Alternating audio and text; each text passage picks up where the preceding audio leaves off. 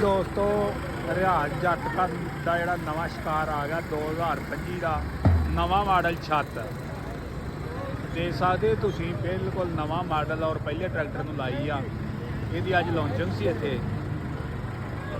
ਇਹ ਦਰਵਾਜ਼ਿਆਂ ਵੂਜਿਆਂ ਵਾਲੇ ਵੀ ਆਏ ਆ। ਚੰਗਾ ਮਾਹੌਲ ਬਣਿਆ ਪਿਆ। 25 ਮਾਡਲ ਟਰੈਕਟਰ ਤੇ 25 ਮਾਡਲ ਦੀ ਛੱਤ।